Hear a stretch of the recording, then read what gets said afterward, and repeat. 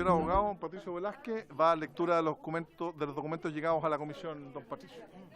Gracias, señor presidente. Hemos recibido en la sesión del día de hoy oficio de su excelencia el presidente de la República haciendo presente urgencia suma para el proyecto que se encuentra ahora en esta sesión sobre Servicio Nacional de Acceso a la Justicia y Defensoría de Víctimas de Delitos. También hemos recibido de parte de la diputada señorita Maite Orsini una licencia médica por 11 días a contar del día de ayer, 4 de marzo. Y reemplazo justamente para la diputada señorita Maite Orsini por la diputada señora Mercedes Bulnes, que se encuentra presente. También tenemos urgencia simple para el proyecto que establece el nuevo Código Penal, oficio de la Corporación comunicando que se acordó remitir a la Comisión de Gobierno Interior el proyecto que modifica la Ley Orgánica Constitucional del Congreso para regular el control del uso de droga en la labor parlamentaria, inicialmente asignado a nuestra comisión. Por su parte también se ha presentado proyecto iniciado en moción que modifica la Carta Fundamental para fijar plazo para la realización de exámenes de detección de drogas respecto a las autoridades que indica, como también proyecto iniciado en moción que modifica la Ley Orgánica Constitucional del Congreso Nacional para regular el control de uso de drogas en la labor parlamentaria, proyecto iniciado en moción que modifica el Código Penal para agravar las penas por maltrato animal. El señor Mauricio Ojeda, diputado, reitera solicitud de poner en tabla proyecto de reforma constitucional que establece el deber del Estado de promover la educación de los estudiantes con necesidades educativas especiales y asegurar financieramente su acceso hasta los 35 años. Si le parece, señor presidente, dejaremos constancia de esta reiteración en el listado de proyectos pendientes.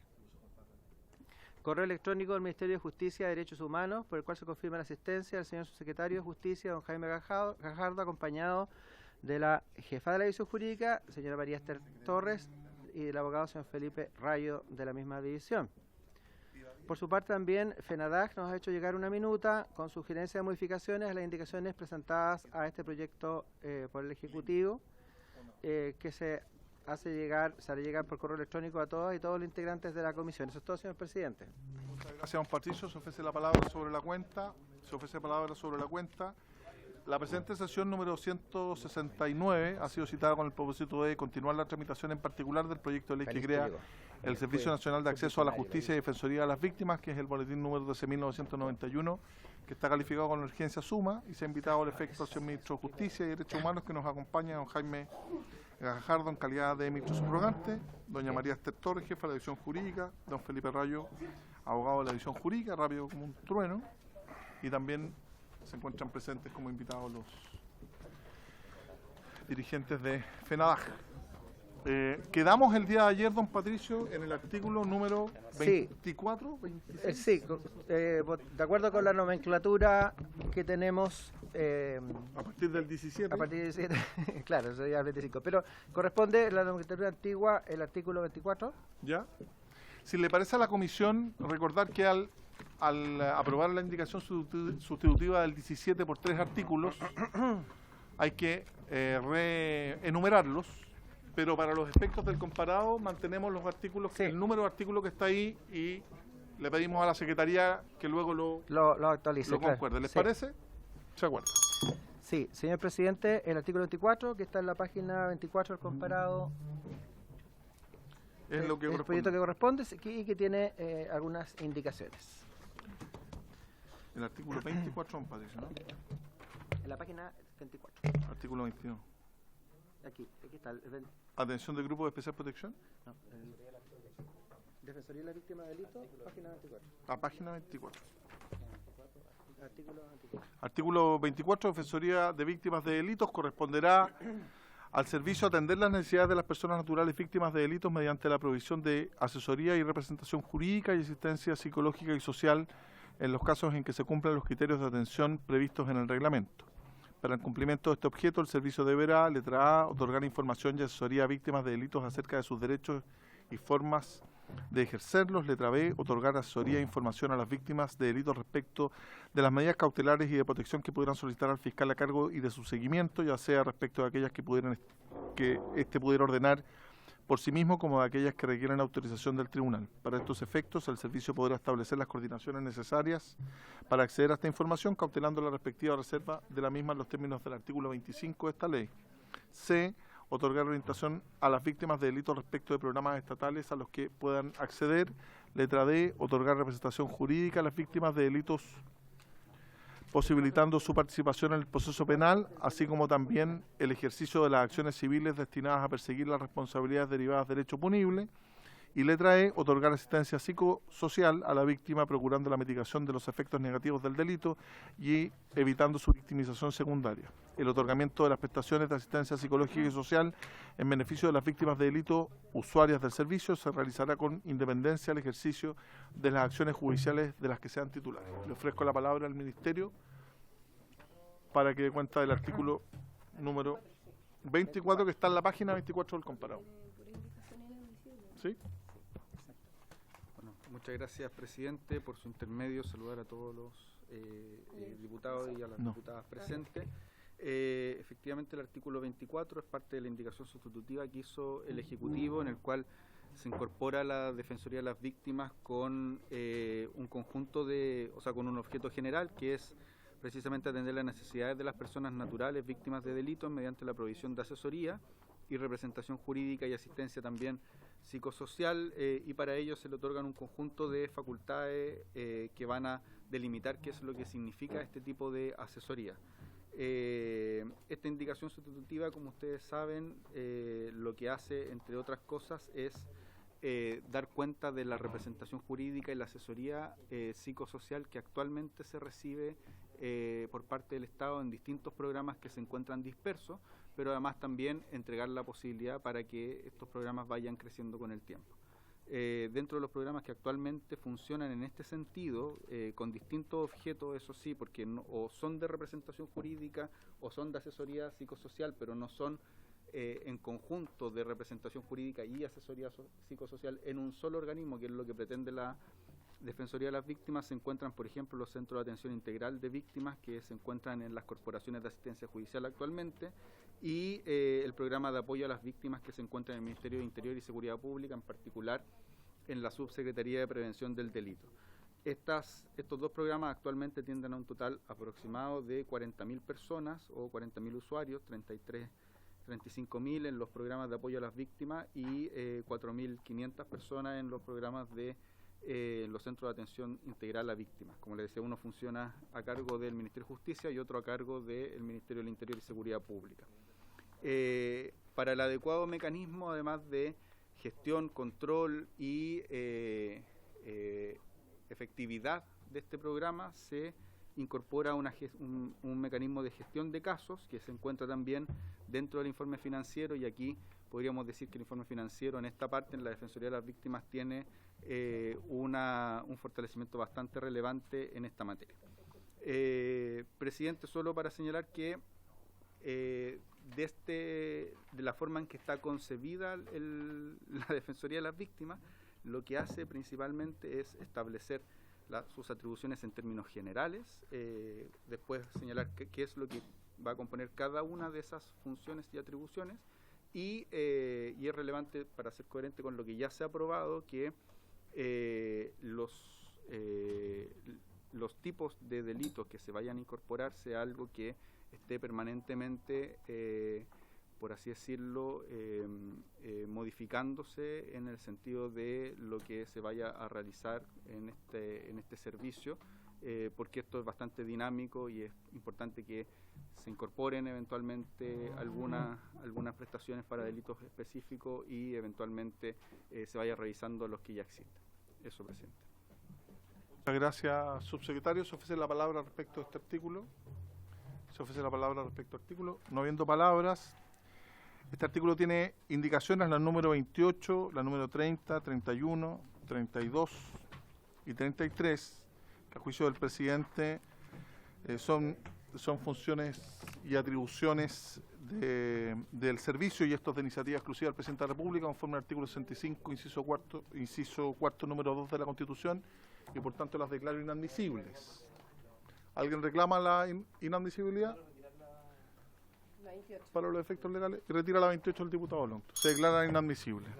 Y el artículo, son inadmisibles. Y el artículo 29 del diputado Alessandri y del diputado Benavente son incompatibles por lo aprobado anteriormente. ¿Ok? Por consiguiente, corresponde votar el artículo 24 en votación. Señor secretario. Gracias, señor presidente. En votación el artículo Incompatible. 24, la página 24 del comparado, don Jorge Alessandri. A favor. Don Gustavo Benavente. A favor. Don Miguel Ángel Calisto. A favor. Doña Carol Todas las Cariola. A favor. Todas. Doña Camila Flores. A favor. Sí, todas. Don ¿Son Marcos incompatibles? y la Vaca. A favor. Doña Pamela Giles. Por la afirmativa. Afirmativa. Don Andrés Longton. Abstención. Diputada Mercedes Bulnes. A favor. A favor también. Doña Mercedes Bulnes, a favor. Don Luis Sánchez. A favor. Don Leonardo Soto, ahí está. A favor. Don Gonzalo Vinter. Está por acá. Gonzalo. Estaba por ahí. No, De corbata. si yo lo vi recién ahí. Se fue a sacar la corbata. Ya no está. Señor presidente. A favor. A favor. Tenemos 1, 2, 3, 4, 5, 6, 7, 8, 9, 10, 11, 0, 1. Se aprueba entonces el artículo 24. Corresponde ahora el artículo 25, que está en la página 26 del comparado. Artículo 25, solicitud de información sobre el estado de la investigación penal. El servicio, actuando en representación de la víctima, podrá efectuar ante el Ministerio Público las solicitudes a que se refieren los literales A y D del artículo 78 del Código Procesal Penal. Para los efectos de la entrega de la información señalada, el servicio podrá celebrar convenios con el Ministerio Público con el objeto de garantizar el resguardo e integridad de las comunicaciones y de la información que se entregue, pudiendo disponerse la utilización de medios electrónicos para estos fines. Los medios que se dispongan para tal efecto deberán permitir la trazabilidad de la información que se entrega y la identidad de quienes hubieran tenido acceso a esta. Este es un artículo 25 que no ha sido objeto de indicaciones. Si la comisión lo tiene a bien, lo aprobamos por unanimidad. ¿Lo aprobamos por unanimidad? Sí. Se aprueba por unanimidad. A continuación corresponde el artículo número 26 de la gestión de los casos. Para la adecuada atención de víctimas de delitos previstas en el artículo anterior, el servicio deberá contar con un mecanismo que permita efectuar las coordinaciones técnicas y administrativas necesarias, así como la evaluación, derivación y seguimiento de los casos. El servicio deberá propender a la utilización de medios tecnológicos para este fin. Este artículo, al igual que el anterior, no tiene indicaciones. Propongo a la comisión que lo aprobemos por unanimidad. ¿Por unanimidad? Se aprueba por unanimidad. Párrafo tercero del tratamiento de la información. Artículo 27. Resguardo de la información. El director o directora nacional, a través de una resolución, establecerá las condiciones de seguridad de los sistemas en soporte papel y electrónico que se implementen para el desarrollo de la labor del servicio, incluyendo los controles de acceso, privilegios y uso de la información, considerando las circunstancias particulares del tratamiento de datos personales de los usuarios del servicio. La resolución deberá fijar a lo menos, letra A, el procedimiento de determinación y registro de responsables del tratamiento de datos personales, letra B, mecanismos que permitan identificar fehacientemente la identidad de la o las personas que interactúan con los sistemas y las operaciones que realicen, y letra C, mecanismo de respaldo de la información que aseguren la disponibilidad, seguridad y uso de la información. ¿En las mismas condiciones? Diputada Giles. Ok. En votación. Votación, Sí, artículo 27. 27. 27. Diputado don Jorge Alessandri. Es la página 27. Artículo 27, página 27. Resguardo de la información.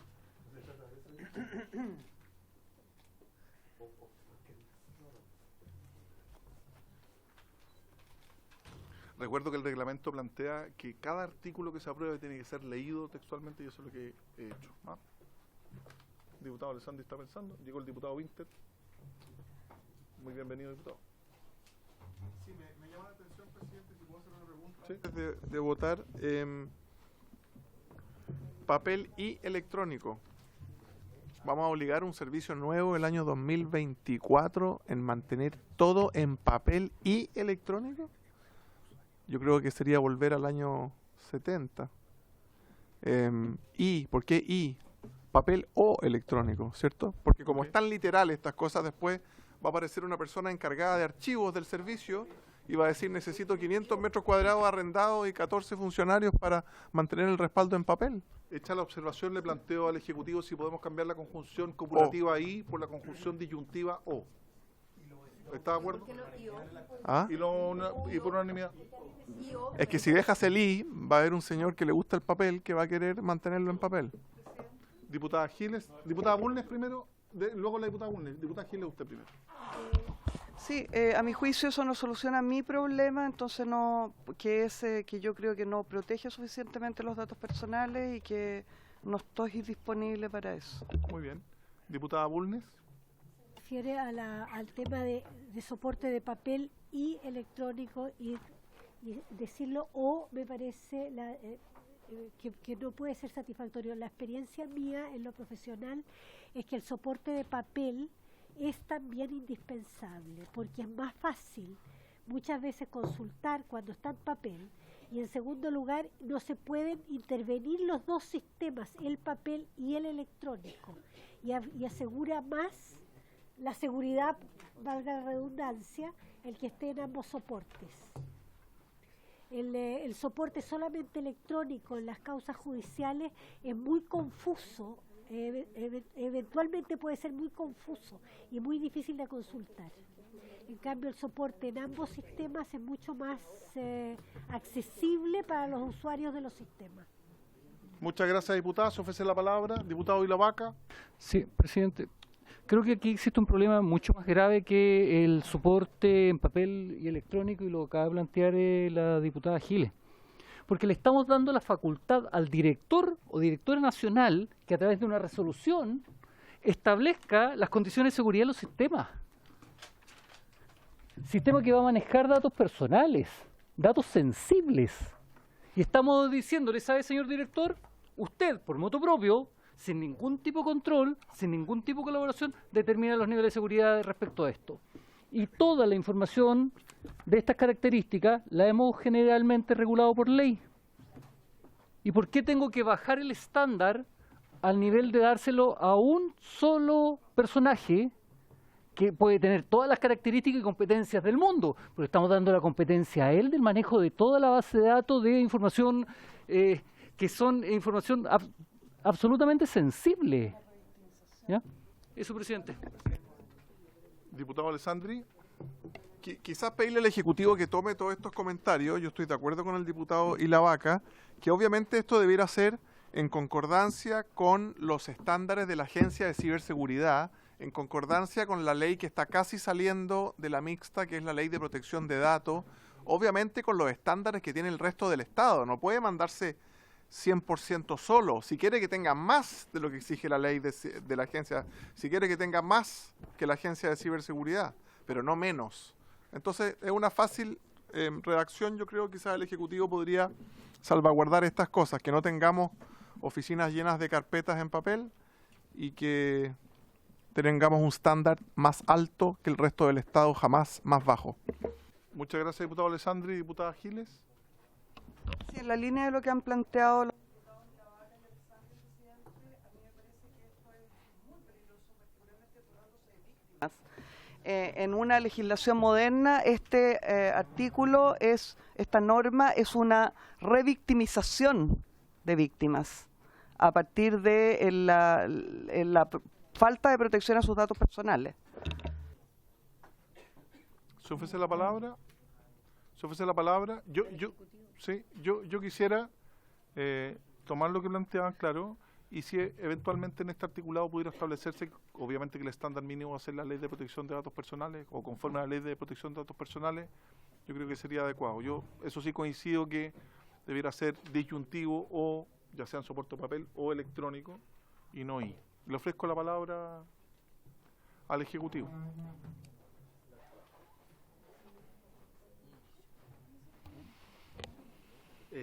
Presidente, por su intermedio, bueno, el objeto, precisamente el objeto de este artículo es que el servicio resguarde la información.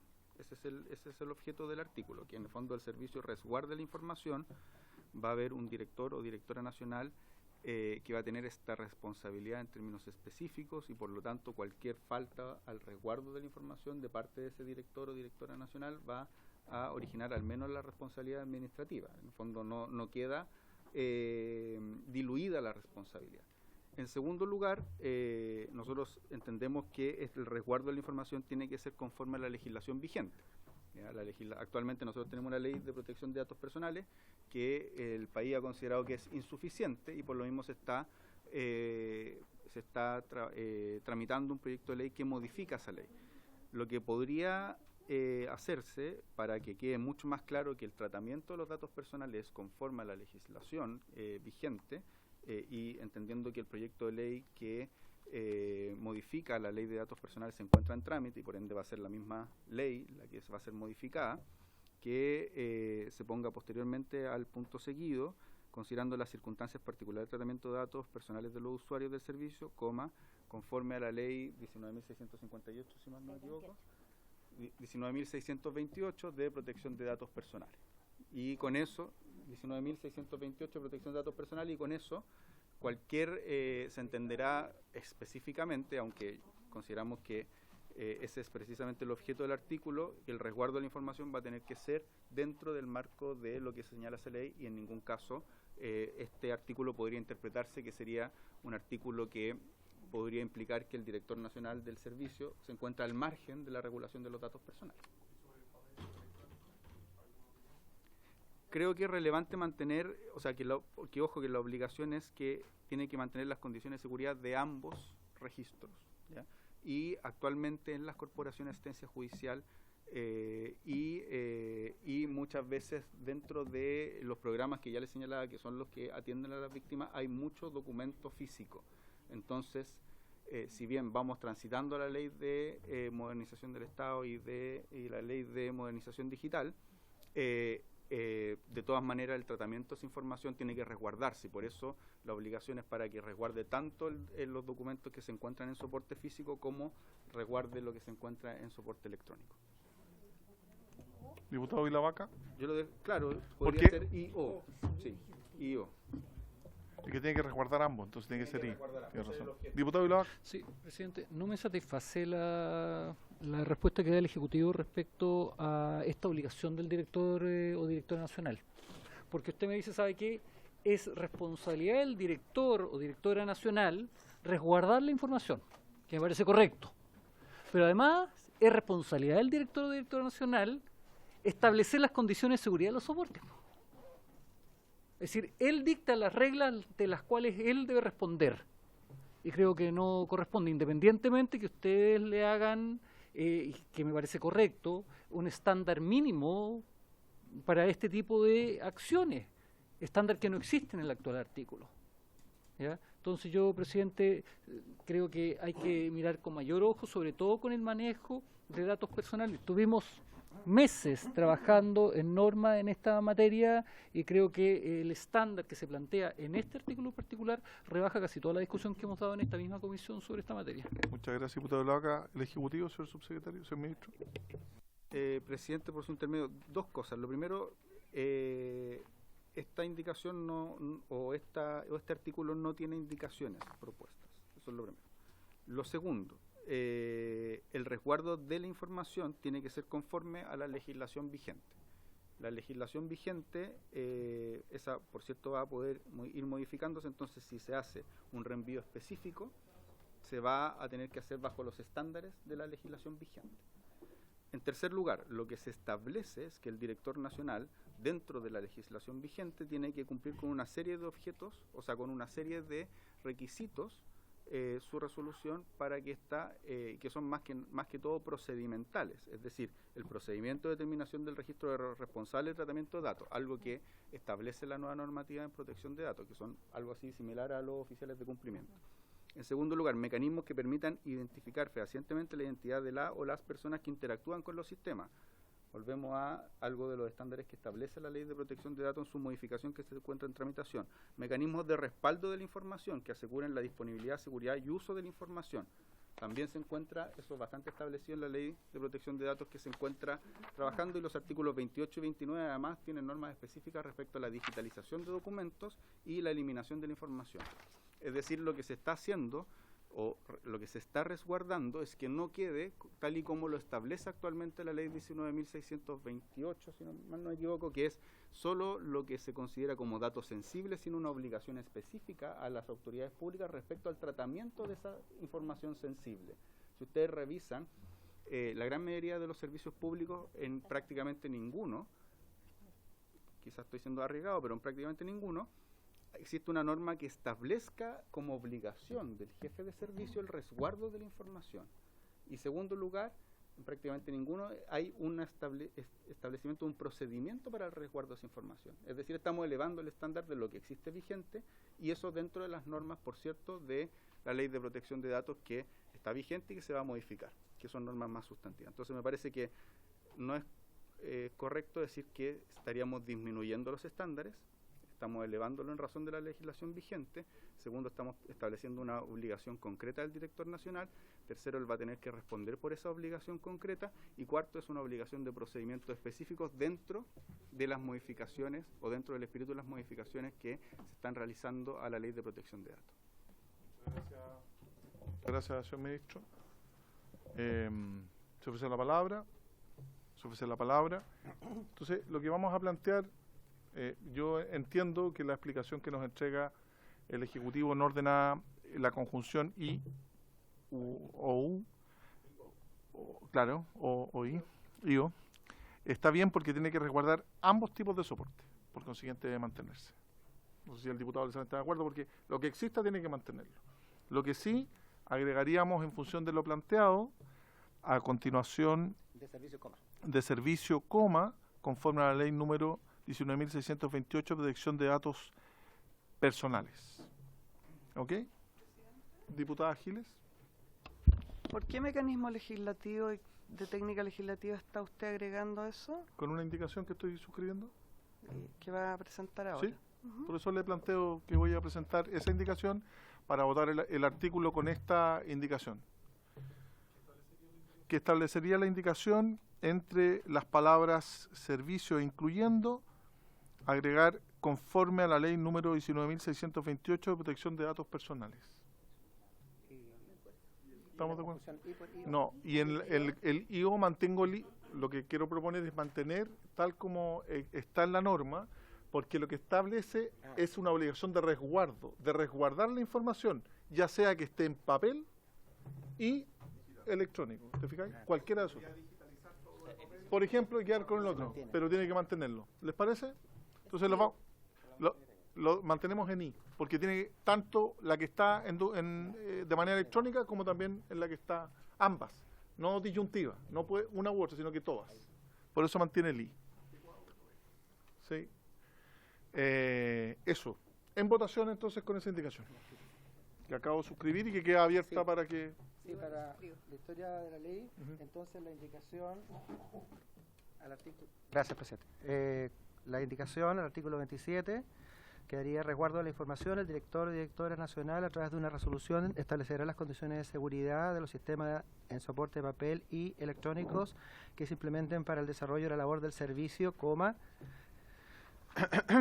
conforme a la ley número 19.628 de protección de datos personales, incluyendo los controles de acceso, privilegio y uso de la información, considerando las circunstancias particulares de tratamiento de datos personales de los usuarios del servicio. Así queda, presidente. Pero igual sí, pero no. Ya. En votación. En votación, entonces, artículo 27 con indicación. Señor Jorge Alessandri. Don Jorge, a favor. Don Gustavo Benavente, a favor. Don Miguel Ángel Calisto, a favor. Doña Carol Cariola. A favor y suscribo la indicación, por favor. Ahí está, para que le pongamos. Doña Camila Flores, por favor, gracias. Don Marcos Ilavaca, en contra de don Marcos. Doña Pamela Giles.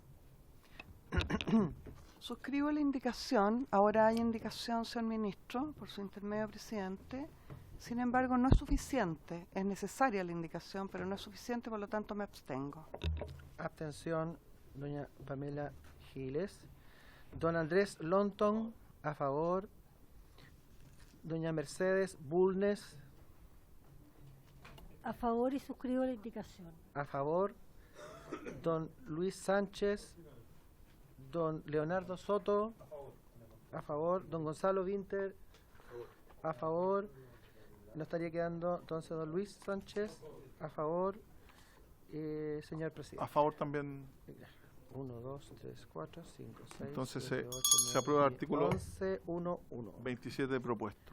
11, Corresponde ahora entonces analizar el artículo 28, digitalización de documentos en los casos en que se requiera la digitalización de documentos en soporte de papel para su inclusión en expedientes administrativos o judiciales electrónicos, conforme a las modificaciones introducidas por la ley número 21.180 sobre transformación digital del Estado, en la ley número 19.880 sobre bases de los procedimientos administrativos que rigen los órganos de la Administración del Estado, o de acuerdo con lo indicado en la ley número 20.886 que modifica el Código de Procedimiento Civil para establecer la tramitación digital de los procedimientos judiciales. Estos deberán ser devueltos al interesado de forma inmediata una vez que se hubiere concluido con el proceso de digitalización.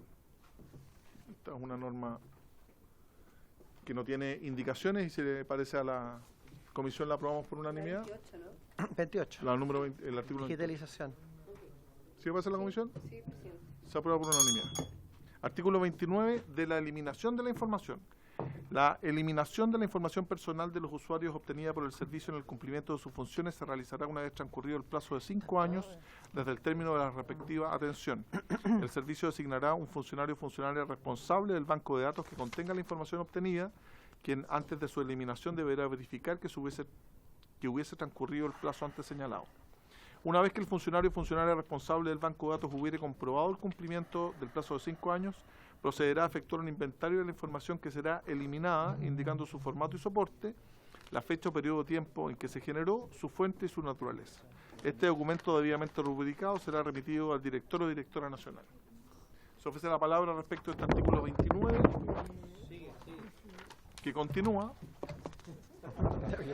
con el mérito de lo comunicado por el funcionario o funcionaria responsable del banco de datos. El director o directora nacional, a través de la dictación de una resolución, deberá ordenar la eliminación de la información correspondiente. Lo señalado en este artículo no obsta al deber del servicio de hacer entrega y devolución a los interesados de los documentos presentados por estos o que sean de su interés, y al ejercicio por parte del titular de los datos de los derechos consagrados en el título segundo de la ley número 19.628 sobre protección de la vida privada.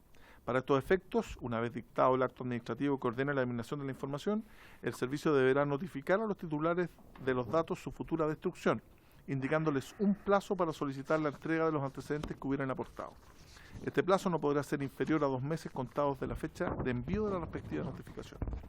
La notificación referida en el artículo anterior, en el inciso anterior, se efectuará de conformidad con lo previsto en el artículo 46 de la ley número 19.880, que establece bases de los procedimientos administrativos que rigen los actos de la Administración del Estado.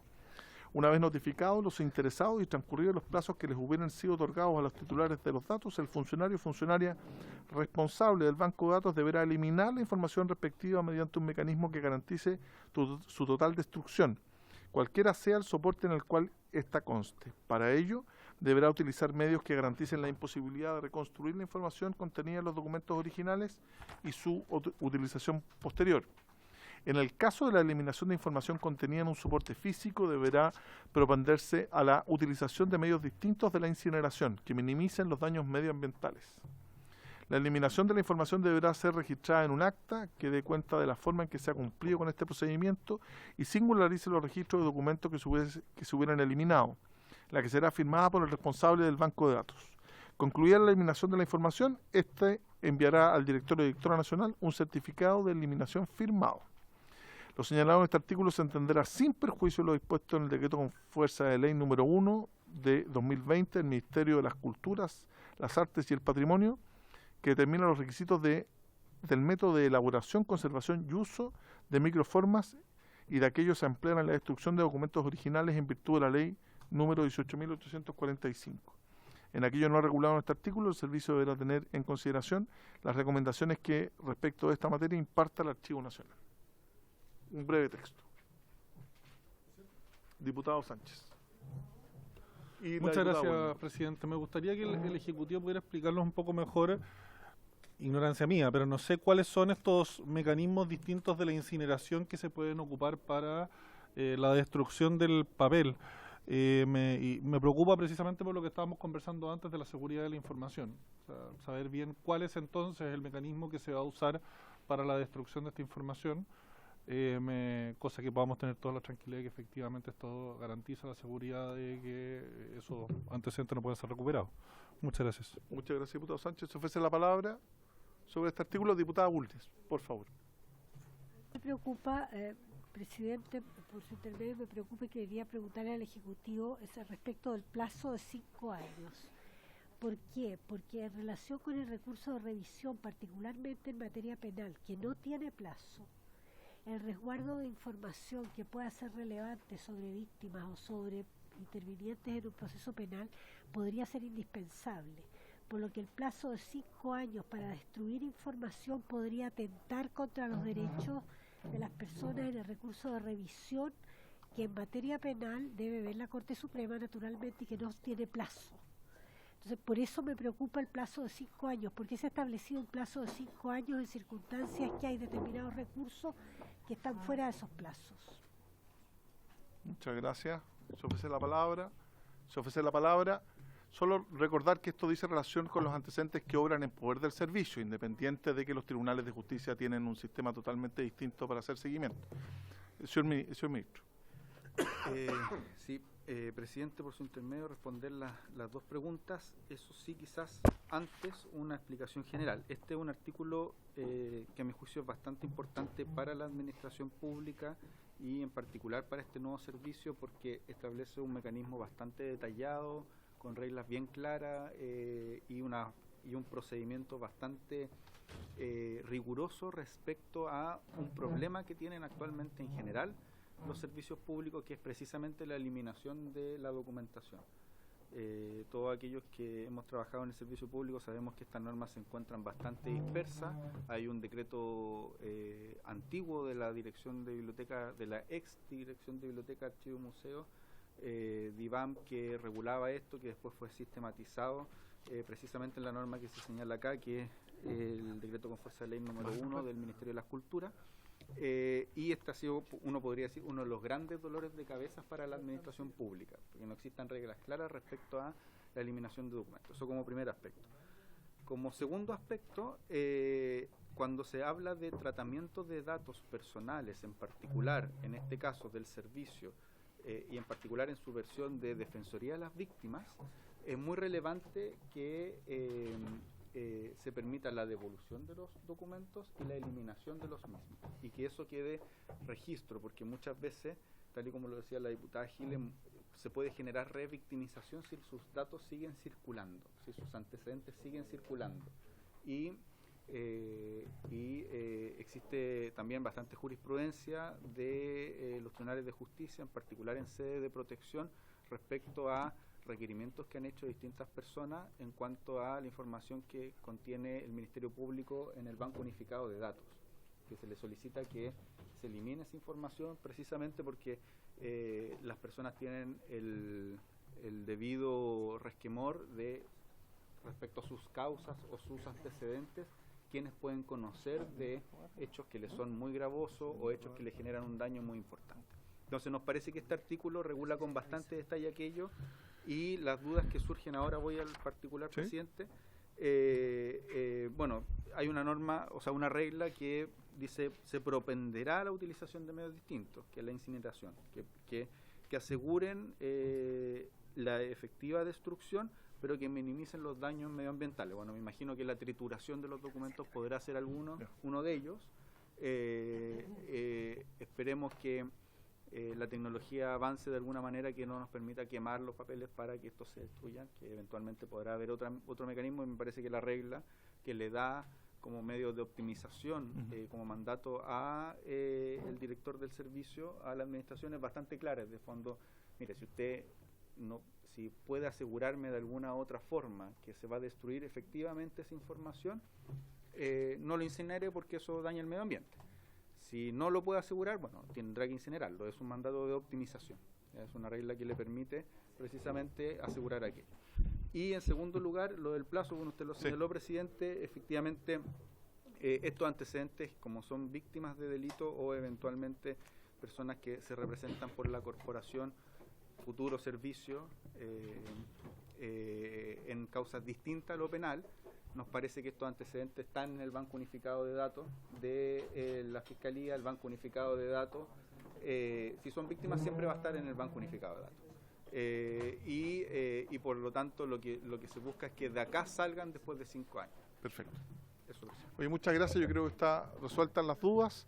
Solo comunicar también el pareo entre el diputado Soto y el diputado Sánchez. Y había consideración de la respuesta del Ejecutivo. Vamos a someter a votación entonces este extenso artículo 29. En votación, señor secretario. Gracias, señor presidente. Don Jorge Alessandri. A favor, don Jorge. Don Gustavo Benavente. A favor.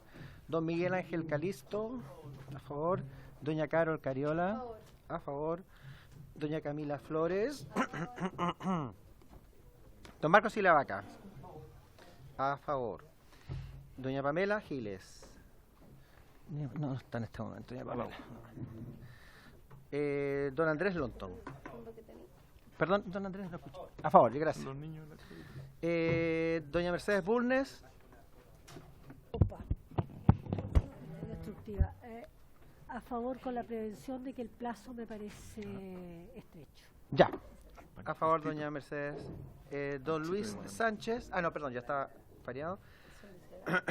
Don León Soto también. Don Gonzalo Winter. A favor, señor presidente. A favor, señor secretario. Gracias. 1, 2, 3, 4, 5, 6, 7, 8, 9, 10. Sí.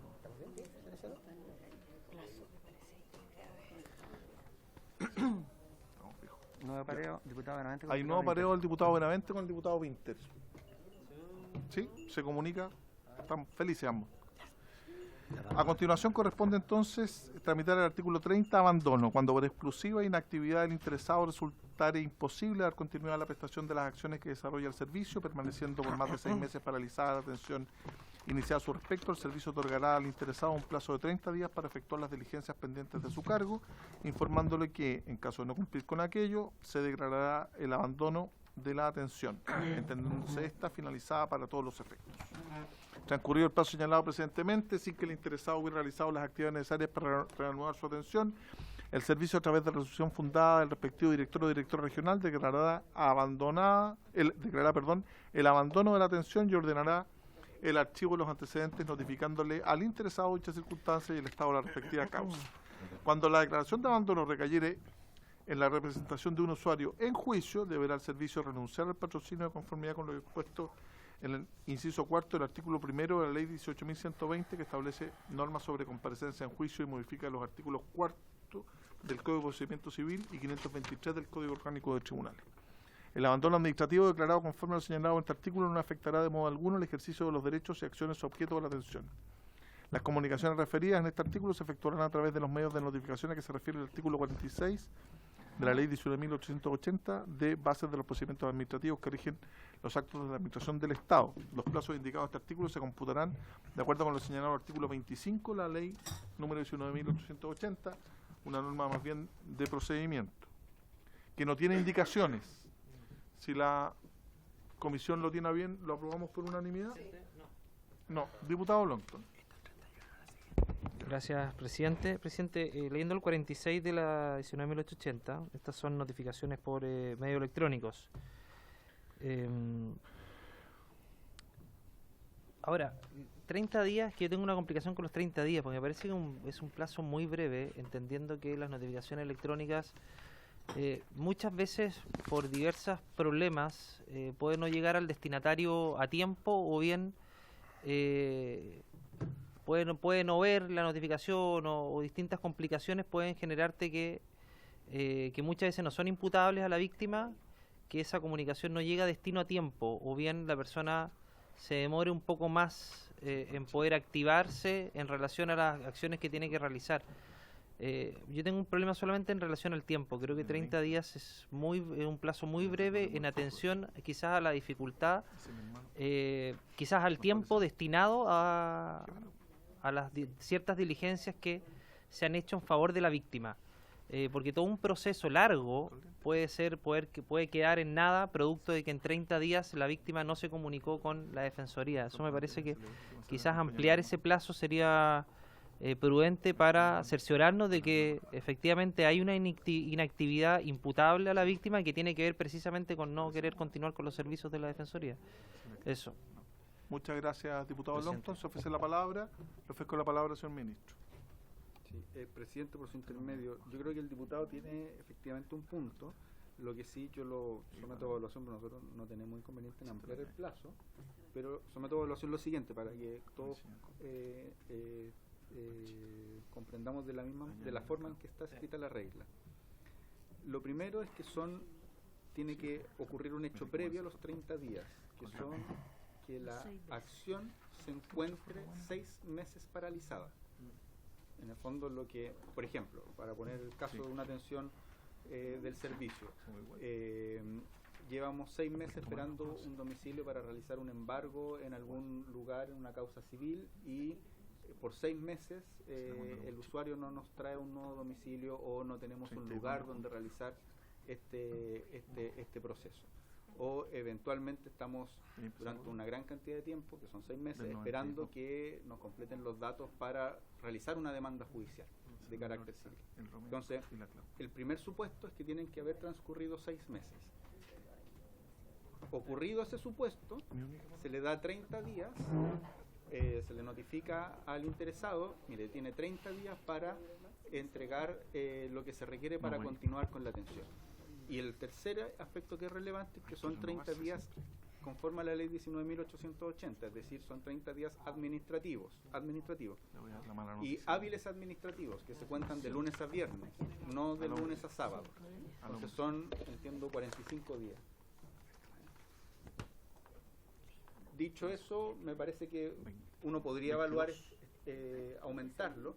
Lo que sí es relevante es que muchas veces la gestión de los procesos, sobre todo en el servicio, se empiezan a acumular con procesos que se encuentran inactivos, en el fondo, que dependen del usuario para que esos procesos se activen, pero que se mantienen dentro de la gestión de trabajo de los profesionales del servicio. Y es relevante también que los profesionales del servicio puedan ir,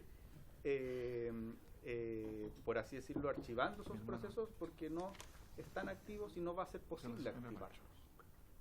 Felipe, no sé si pudieras comentar. Presidente, Don Felipe ¿nos permite? Trueno, Rayo, perdón. Sí, y una cuestión, por su intermedio, señor presidente, una cuestión más que también sirve como para matizar la conclusión, es que, digamos, y lo dice la norma, no pierden efectos los derechos ni del representado, ni los derechos sustantivos ni procesales. No es que, por ejemplo, la víctima se va a declarar el abandono de la querella o la acción civil.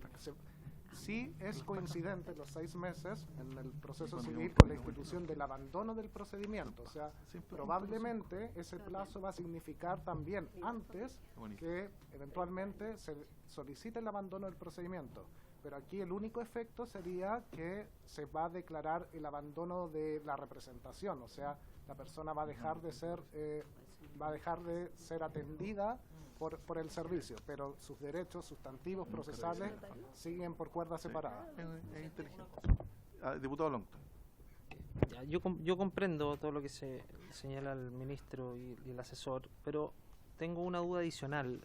¿Qué ocurre si es que precisamente hay abandono de los servicios por parte de la Defensoría, pero después surgen antecedentes muy valiosos para el éxito de la investigación y que quizás la víctima no los tenía en su poder en ese momento? Y transcurrieron más de 6 meses, pasaron los 30 días y quizás la víctima quiere reiniciar la investigación de la causa con el servicio de la Defensoría. ¿Qué pasa cuando esa persona quiere, producto de que ocurren estos plazos, quiere el día de mañana, un tiempo más breve, un mediano plazo quizás, puede reactivar, puede contar nuevamente con los servicios de la Defensoría? Porque esto podría generar el efecto, sí. Lo que pasa es que lo que dice ahí dice que el abandono administrativo declarado conforme a este artículo no afectará de modo alguno el ejercicio de los derechos de acción objeto de la atención. Claro, los derechos de acción objeto de la atención, pero que tiene que ver con el proceso judicial, no necesariamente tiene que ver con que sea porque no es un derecho que te atienda la Defensoría, porque recordemos que van a tener recursos limitados, hay una previa selección también de los casos, entonces no necesariamente va o sea, por cómo está establecido la norma, no necesariamente vas a tener, la Defensoría va a tener que tomar necesariamente nuevamente el caso, porque van a tener una serie de otros factores al momento de poder decidir a hecho, que tenga que ver con la vulnerabilidad, o sea, va a tener que no haber una reevaluación. Mi pregunta es, si es que hubo un proceso que tomó antes la Defensoría, ¿puede ser prioritario o tener algún grado de preferencia el que previamente se haya atendido con la Defensoría para que nuevamente se tome el caso? ¿O va a pasar todo nuevamente con un filtro adicional y quizás el que ustedes hayan representado antes a la víctima puede quizás no representar un beneficio, sino todo lo contrario a la hora de tomar nuevamente el caso? Eso. Muchas gracias, diputado Longton. Le ofrezco la palabra al Ministerio. Presidente, por su intermedio, creo que o sea, hay que diferenciar. Ya se aprobó en las normas respecto al servicio en general. El servicio en general atiende conforme al criterio de vulnerabilidad y, en segundo lugar, estos grupos especiales conforme a la ley. Esos, si se mantienen ambos criterios, vulnerabilidad o grupos especiales, no hay ningún inconveniente en que reanuden o vuelvan a tomar su atención. Y en el caso de la Defensoría, lo mismo en el caso de que sean parte de los sujetos que va a atender la Defensoría de las Víctimas, ¿ya? Pero incluso este artículo es relevante por el hecho de que, por ejemplo, como tenemos en el caso de víctimas, vamos a tener más cupos más limitados conforme al tipo de delito, es relevante también que se liberen cupos. Actualmente lo que nos ocurre, por ejemplo, en el Centro de Atención de Víctimas, es que tenemos causas que implican que los profesionales tienen un número de causas y por cuestiones de carga laboral y por calidad de la atención no debieran tener mayor número de ese tipo de causas. Nos ocurre, por ejemplo, en los programas, en el programa Mi Abogado, los profesionales tienen incluso un convenio que dice tienen que tener, ustedes me van a corregir, 80 causas. ¿Y tu viejo?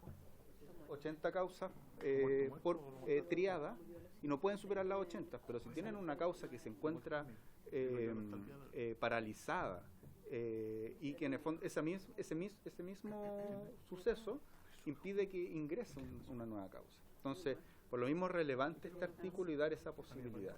Lo que nosotros no tendríamos inconveniente es quizás aumentar el plazo, pero por eso hice las distinciones previas. En el fondo estos son 6 meses, pasados esos 6 meses son 30 días hábiles administrativos, es decir, son 45. Nosotros en su momento cuando lo diseñamos consideramos que era un plazo razonable, pero no es algo que, en el fondo igual va a ser un plazo que uno podría decir, bueno, quizás pueden ser 60. Actualmente no contamos con una herramienta de este tipo, pero como les decía, esto es relevante para la gestión de un servicio que además tiene mucha presión en cuanto a la cantidad de usuarios que recibe. Ok.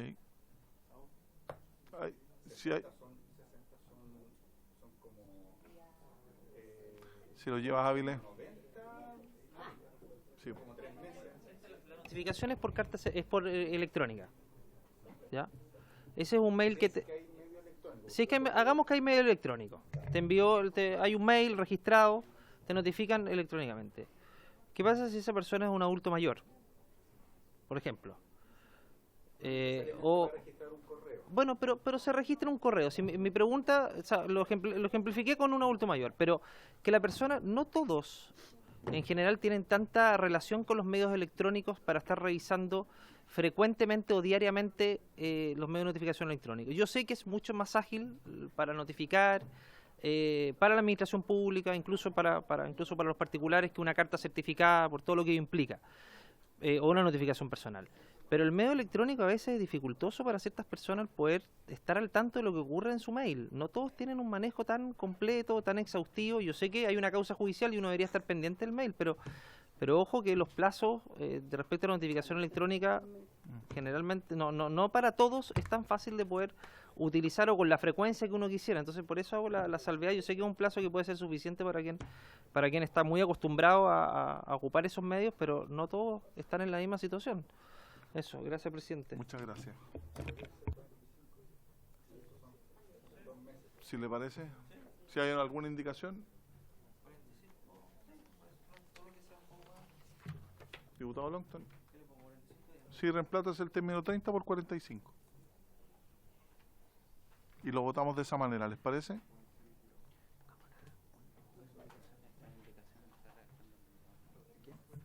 Longton. Que mucho tiempo que el diputado Longton no escribe, entonces no. Por 45. Que uno se oxida. No en su caso. Es un proceso.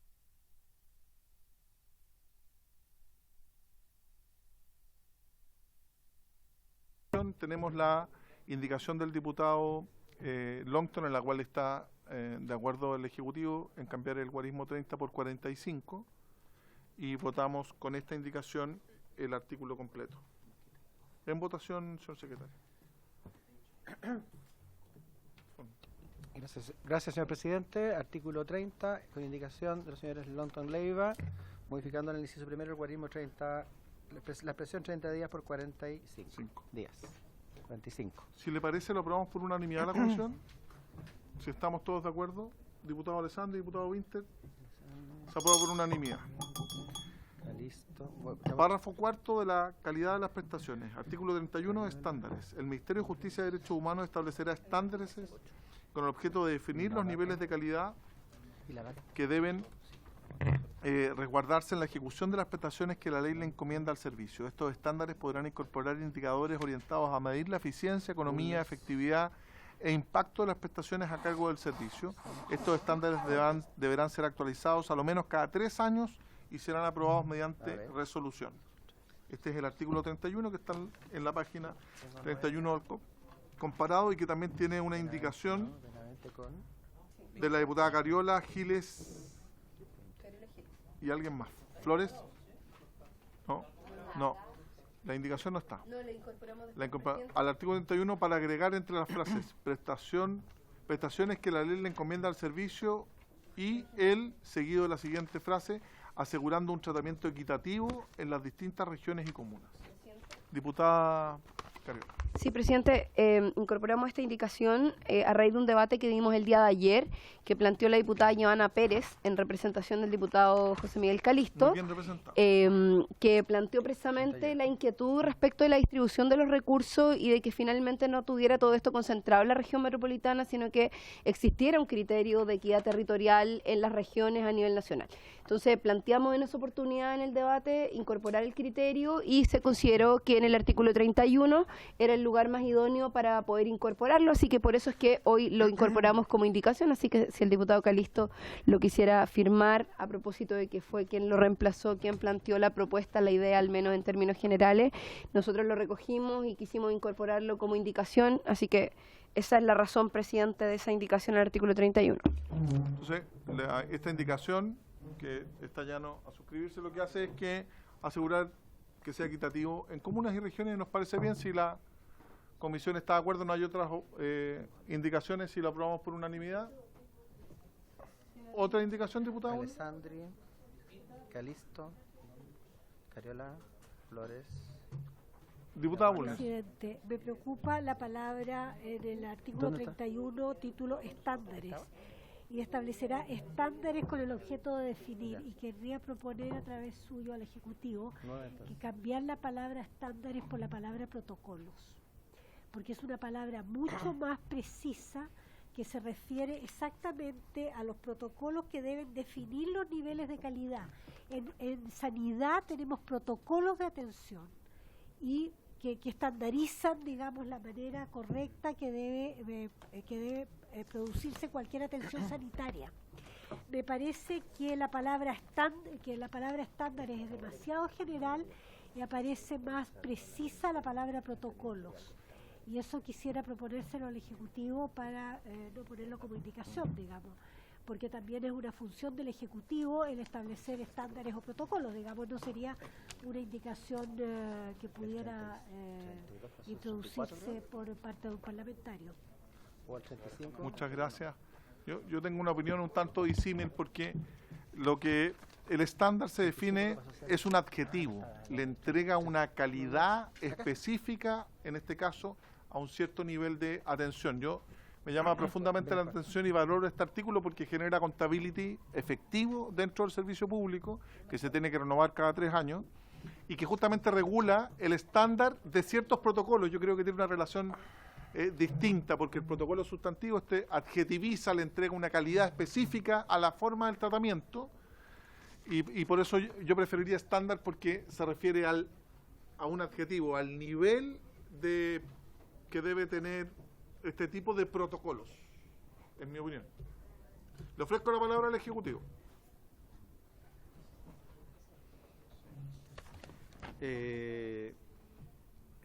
Bueno, entendiendo que la observación que hace la diputada busca que tengamos un piso mínimo de calidad, ¿cierto? Entendiendo que ese es el objetivo, que exista un piso mínimo posible de evaluar. Entonces habría que, sobre la base de ese objetivo, ver si la palabra protocolo estándar cumple mejor con ese objetivo. Lo que dice el diccionario es que estándar es algo medible, es un modelo. Estábamos buscando recién la definición. Es un adjetivo, tal como dijo el presidente, que sirve como tipo, modelo, norma, patrón o referencia. Es decir, nos permite establecer un modelo, un patrón desde el cual medir. Y el protocolo es un conjunto de reglas establecidas, dice por norma o por costumbre, para realizar algo.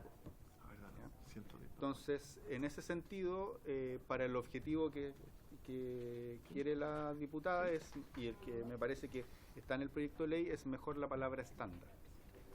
Eso, presidente. Gracias, porque además a continuación se define una instancia que es el Consejo Asesor de Estándares, justamente para establecer esos niveles. Hechas esas precisiones, procedemos entonces a votar el artículo número 31. Si lo tiene bien a la comisión, lo aprobamos por unanimidad. Diputada Bulnes. Sería bueno que esta discusión sobre protocolo o estándar quedara en la historia de la ley. Sí. ¿Por qué se eligió estándar en vez de protocolo? Porque la experiencia indica que en determinados servicios no se cumplen determinados protocolos. Y eso es un problema complejo para poder juzgar si el estándar se cumplió o no se cumplió. Okay. Y por eso exactamente las atenciones sanitarias se protocolizan tanto, porque no queda al juicio subjetivo, el adjetivo siempre va a ser subjetivo, no queda al juicio subjetivo si se cumplió o no se cumplió el estándar. Okay. Pero sí queda al juicio objetivo si se cumplieron los pasos que debían cumplirse. Ok. Yo creo que queda medianamente claro en la historia. A mi juicio tiene una relación un poco de género a especie, o de calificativo a especie, porque tú lo que señalas un protocolo, y aquí lo que dices es que qué estándar de protocolo o modelo se debe seguir. Pero me parece bien, como dice la diputada Bulnes, que quede en la historia. Entonces vamos a votar este artículo con la indicación propuesta por la diputada Cariola y el diputado Calisto. ¿Y quiere decir algo, diputado Calisto? Tiene usted la palabra. Muchas gracias, presidente. Solamente compartir lo que dijo el diputado Longton anteriormente respecto de los tiempos y también hacerle una consulta al señor subsecretario. Quizás ayer se dio la discusión, pidió las disculpas y ya lo respondió. Pero a propósito de la calidad de las prestaciones, me parece muy bien el tema del criterio de equidad territorial. Pero ¿cómo se pretende? Yo sé que en el artículo 32 algo se precisa respecto a la bajada de esto, pero ¿cómo se operativiza para zonas y territorios que son complejos, que son difíciles, comparativamente a regiones donde están mucho más concentradas? O sea, le pongo la comparación de Santiago versus Aysén. ¿Cuál es? Porque acá lo dejamos como equidad territorial, pero me preocupa la bajada siempre en esto. Presidente. Sí, antes de votar le ofrezco la palabra al Ejecutivo. Bueno, muchas gracias, presidente, por su intermedio. Creo que esta norma tiene la del 31, tiene una importancia bien relevante para el servicio. Cuando le señalaba recién que nosotros tenemos un estándar, por ejemplo, de que en el caso del programa Mi Abogado, los profesionales, que son una triada, tienen que atender a máximo 80 casos, tienen que tener 80 casos. Ese es un estándar, es un piso mínimo, es un modelo a seguir. Y ese modelo, cuando se incorpora la equidad territorial, es un modelo que no se puede flexibilizar dependiendo de la región. ¿Me explico, no? En el fondo, la misma calidad debiera tener en todo el país, y es un estándar a nivel nacional, porque en cualquier caso, un profesional o una triada de profesionales para un programa no podría, estoy poniendo solo en particular el programa de mi abogado, porque se ha entendido, la evidencia técnica nos dice que de ese programa es poco recomendable que los profesionales tengan más de 80 casos, porque significa que no van a atender bien el caso 81 en adelante. ¿Ya? Entonces, si nosotros establecemos un estándar, ese estándar va a ser un piso mínimo para todo el país. ¿Ya? Y no debiera existir que en alguna región se flexibilice ese estándar y, por ejemplo, en esa región tenga la posibilidad de tener 150 personas a su cargo. No sé si me explico. Entonces, cuando nosotros establecemos prestaciones estandarizadas de calidad, estamos generando inmediatamente equidad territorial a lo largo del país. Y eso es algo muy relevante que hoy por hoy, salvo programas específicos que se han creado con normas técnicas que no tienen rango legal, se utilizan dentro de las corporaciones de asistencia judicial. Para establecer esto con rango legal, con un estándar claro, con un consejo de estándares, con evaluación periódica, nos vamos a asegurar que el servicio tenga la misma calidad desde Arica a Punta Arenas, pasando por cierto por la región del Aysén. Ok.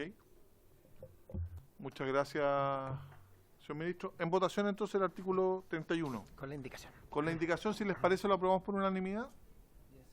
Se aprueba por unanimidad. Artículo 32. Consejo Asesor de Estándares. Para la elaboración de estos estándares, el ministro o ministra de Justicia y Derechos Humanos podrá convocar a un consejo asesor, determinando a través de decreto supremo las normas necesarias para su adecuado funcionamiento. Este consejo podrá estar integrado por personas del sector público o privado con experticia o trayectoria en materia de protección de víctimas y acceso a la justicia o representantes de instituciones dedicadas a estas materias, considerando la representación regional en la designación de sus miembros. Los consejeros designados que no revistan el carácter de funcionarios públicos percibirán una dieta equivalente a 4 unidades tributarias mensuales por cada sesión a la que asistan, de acuerdo con la convocatoria que efectúa el ministro o ministra y según las sesiones que determina la ley de presupuesto. El apoyo técnico y administrativo que se requiere para el funcionamiento del Consejo será proporcionado por el Ministerio de Justicia y Derechos Humanos por medio de la Subsecretaría de Justicia. Los gastos que se originen con ocasión de las labores del Consejo Asesor de Estándares se financiarán con cargo al presupuesto del Ministerio de Justicia y Derechos Humanos.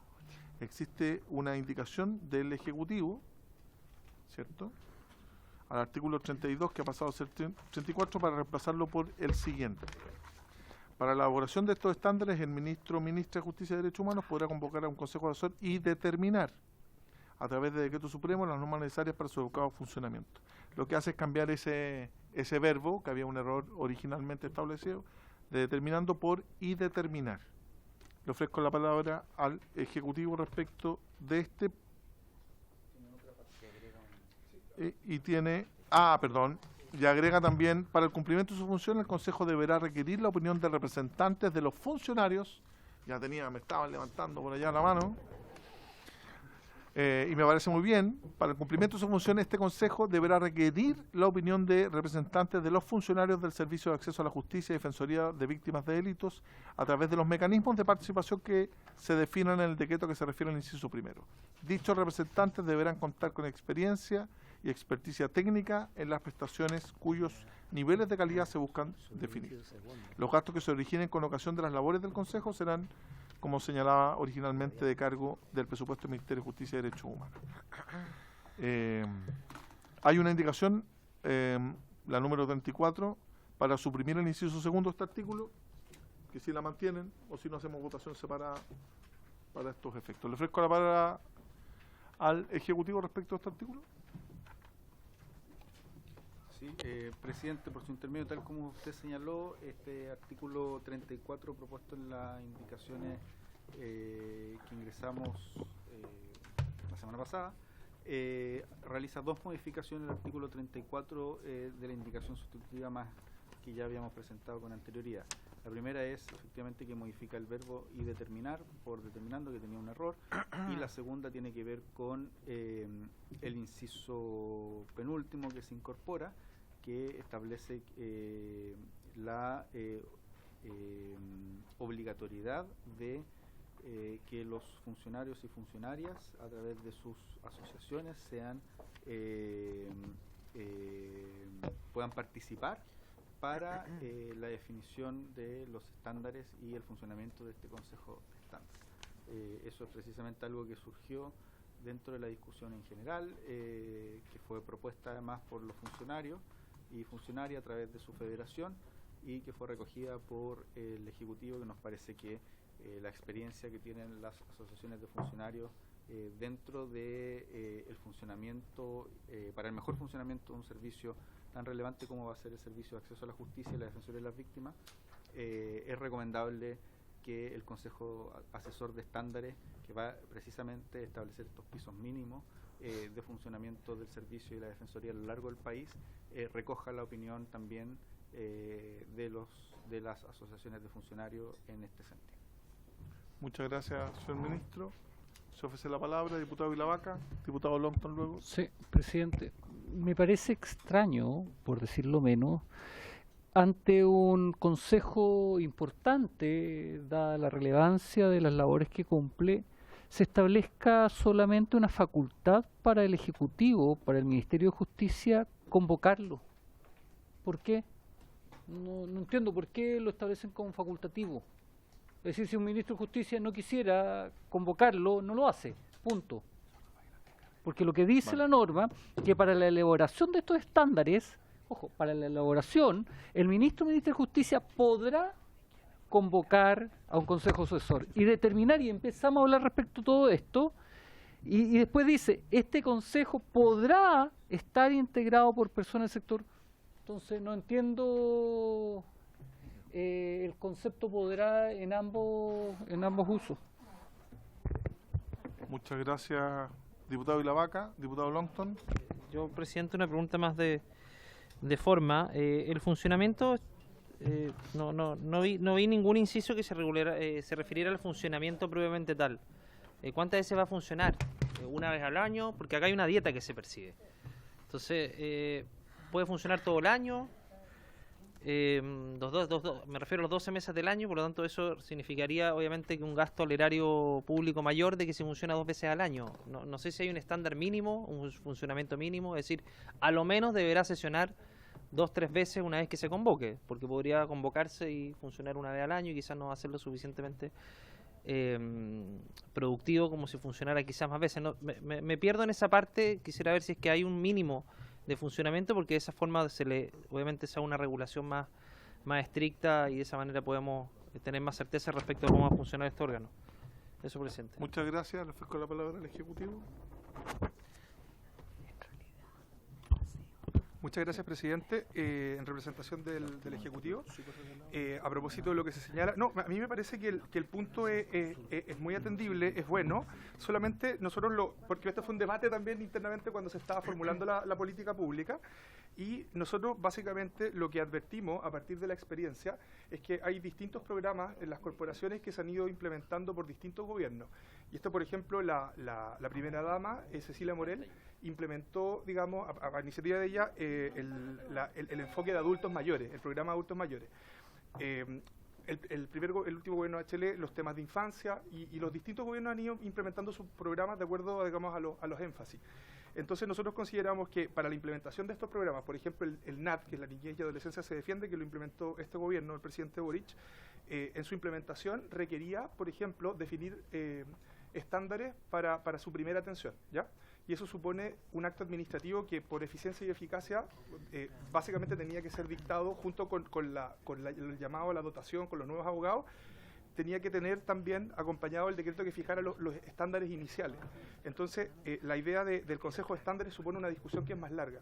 Ahora, lo ideal, yo recojo que lo ideal sería que todos los estándares, ya una vez que un programa nuevo se instala, siempre fueran aprobados después de la reflexión y esta deliberación conjunta que es a partir del Consejo. Pero lo que quiero, digamos, plantear es que van a haber algunas cuestiones de detalle, van a haber la implementación de nuevos programas que van a requerir una implementación rápida, y por tanto el Consejo Asesor de Estándares puede significar el retraso, digamos, de la primera implementación. Entonces, ¿cómo está pensado el Consejo Asesor? Es que finalmente toda la política, digamos, de estándares ya definitiva pase por el Consejo Asesor, pero que en este caso la Administración tenga alguna flexibilidad para, por ejemplo, en el caso de la implementación del programa de este nuevo de infancia o el programa nuevo de adultos mayores, que fue cuando se implementó en el gobierno del presidente Piñera, van a requerir, digamos, una primera implementación que tiene que tener alguna flexibilidad y ser más rápida. Por eso dejamos esta opción del podrá, pero nosotros queremos transparentar, y en eso recogemos lo que plantea el diputado Longton, que el objetivo es que básicamente todos los estándares, ya cuando se implementa de forma definitiva un programa, hayan pasado por este espacio de deliberación conjunta, sin perjuicio de que el ministro de Justicia y el presidente de la República tienen legitimidad democrática directa, digamos, para hacer ciertas opciones a partir de lo que se discuta en el Consejo.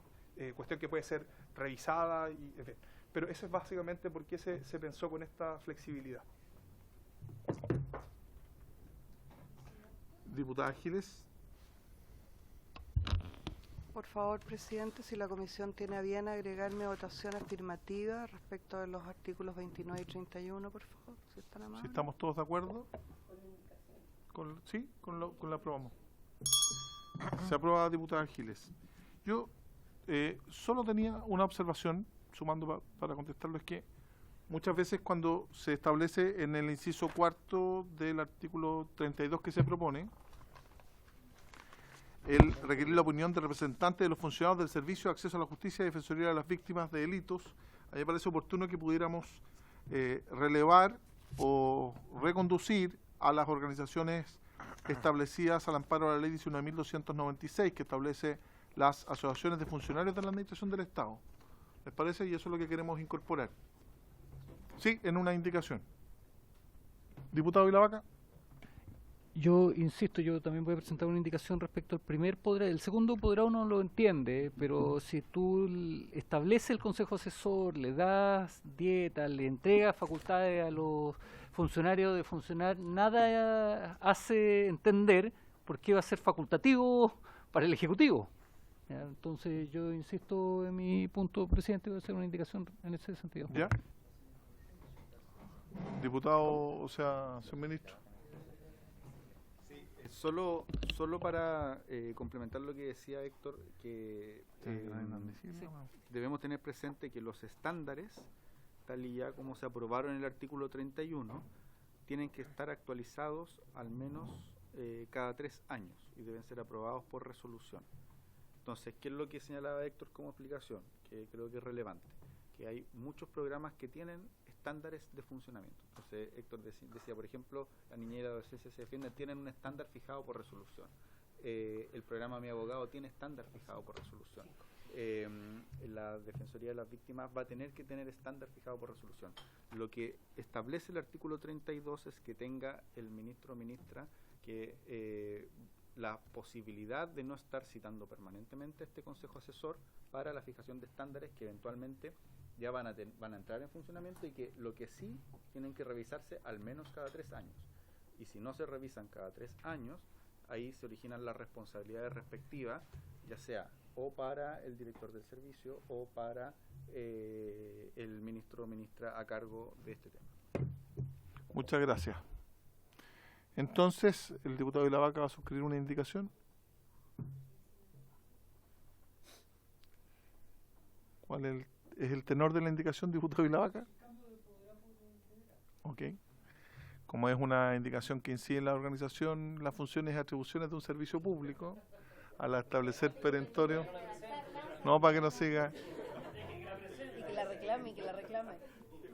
Quiero, diputada Pamela Giles. Yo no tengo la facultad de llamar al orden porque no soy presidenta de la comisión, pero me parece que hay que tratar con respeto a todos los diputados. Me parece una falta de respeto burlarse de una indicación que está presentando el diputado Vilavaca. Yo, la indicación del diputado Vilavaca, que la está terminando de redactar, que modifica el término podrá por deberá, que es esencialmente cambia de un tema facultativo a un tema imperativo, suscrito también por la diputada Giles, en opinión de este presidente, incide en la organización, funciones y distribución del servicio público, por eso la declaro inadmisible. Se declara inadmisible, ¿alguien reclama la admisibilidad? Diputado Vilavaca. Sí, Presidenta, le digo la admisibilidad respecto a este concepto. Insisto, no sirve de nada este artículo si no se obliga al Ejecutivo a llevar adelante este Consejo Asesor. Diputada Giles.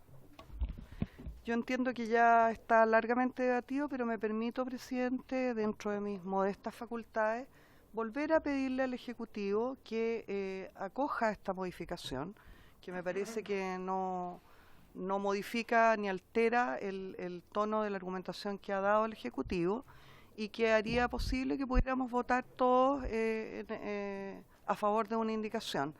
Le hago la petición por su intermedio, presidente, con todo respeto al Ejecutivo. Me parece que es un cambio que nos beneficiaría a todos. ¿Le ofrezco la palabra al Ejecutivo?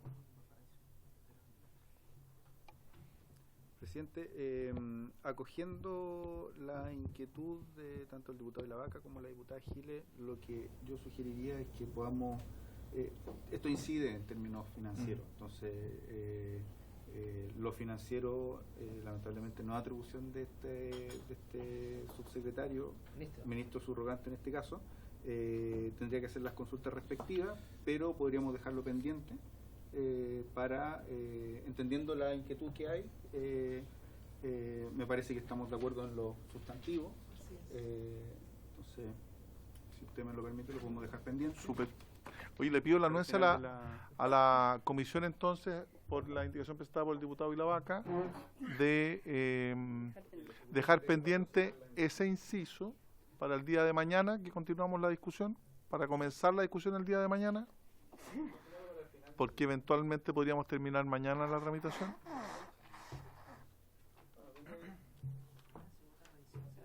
¿Sí? Sí.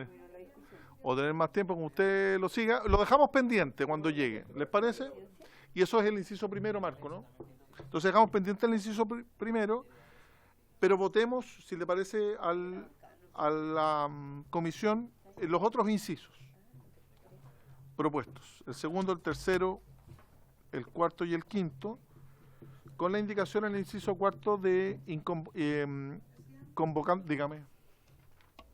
Disculpe, presidente, pero lo que yo entendí es que llegábamos a un acuerdo con el Ejecutivo de dejar la totalidad del artículo pendiente para mañana. El inciso, porque... Fue lo que entendí, no sé si estoy equivocado, quizás habría que preguntar al Ejecutivo. No, el Ejecutivo nos plantea, diputada Giles, que como es solo una palabra, un tema facultativo a imperativo en el inciso primero,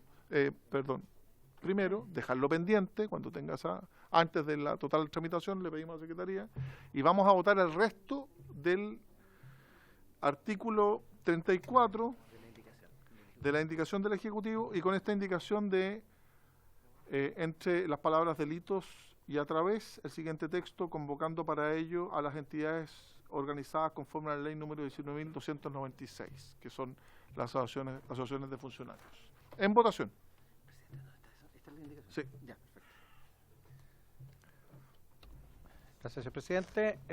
Como se deja constancia, que queda pendiente para votar posteriormente el inciso primero del artículo 32.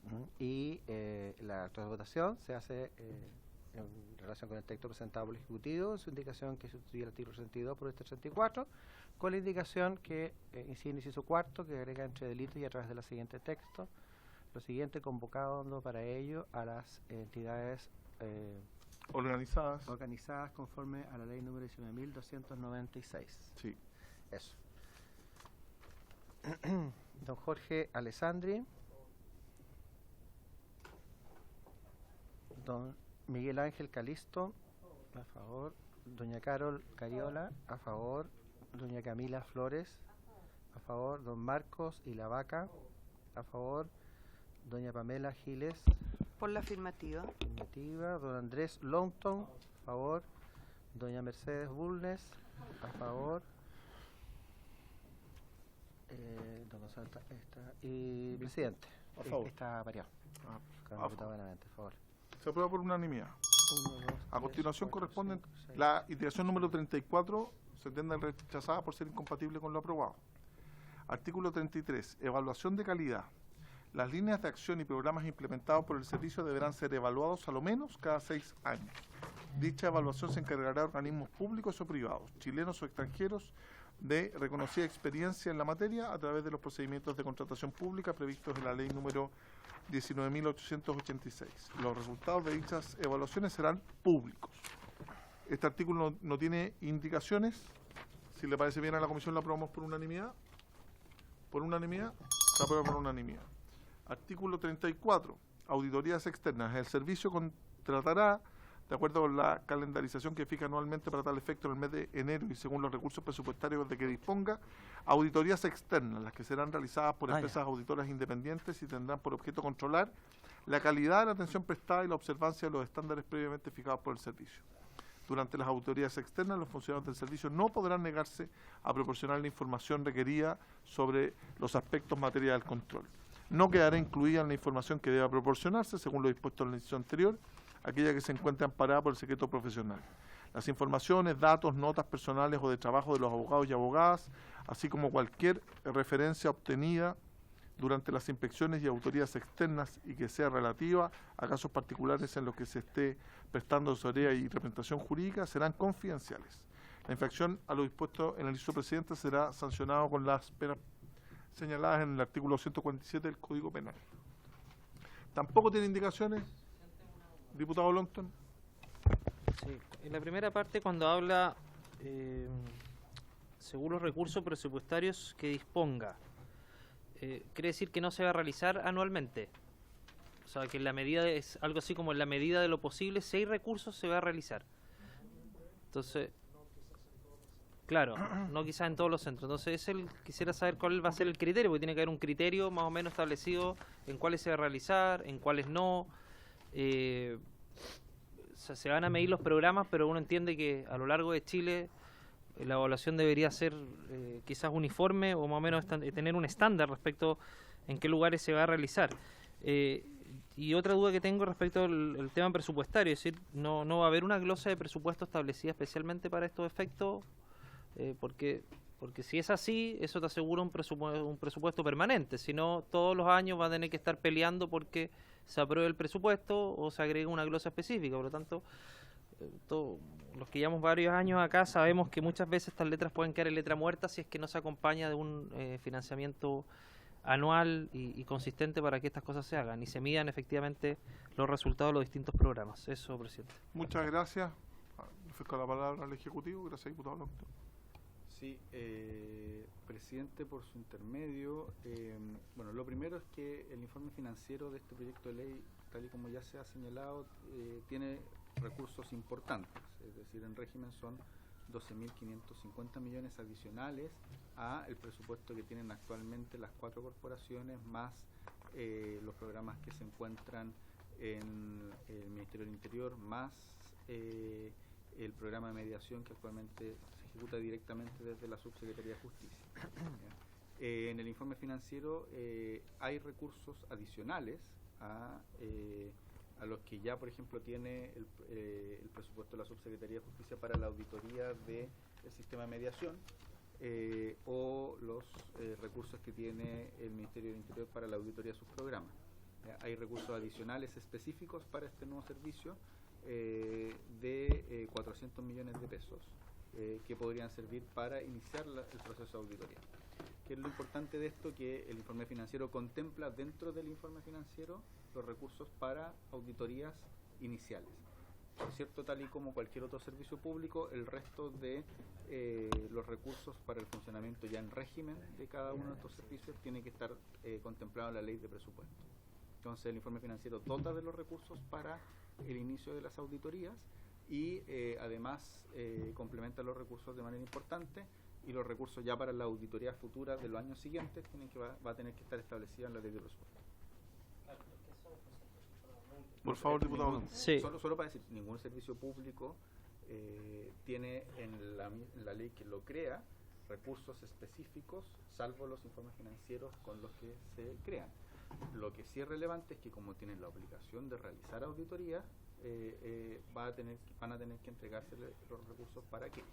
¿Ya? Y en el informe financiero que viene con este proyecto de ley están los recursos para iniciar con aquello.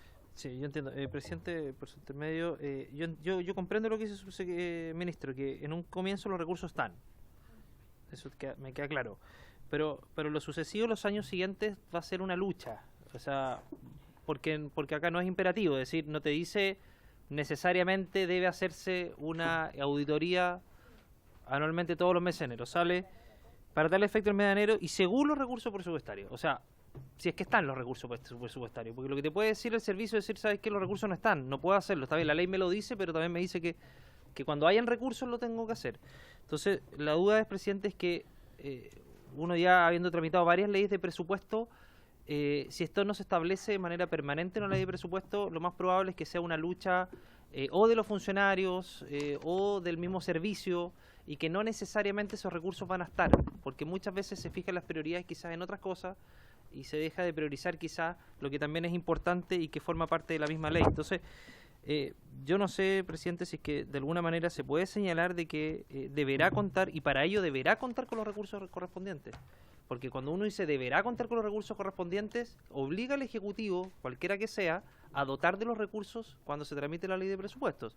Y no dejarlo abierto, cosa que el día de mañana puede ser que pasen 5 años sin que se haga una auditoría precisamente porque no están porque el director de servicio te va a decir, bueno, pero que no están los recursos, no me lo entregaron este año.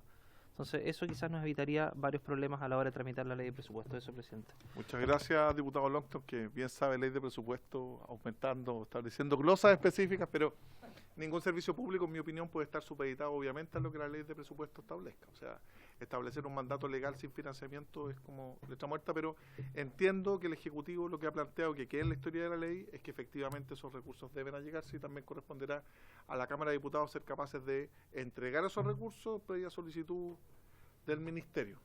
Pero me parece muy bien su punto. Si les parece, aprobamos el artículo por unanimidad. Sí, presidente. Con la abstención del diputado Longton. Ya.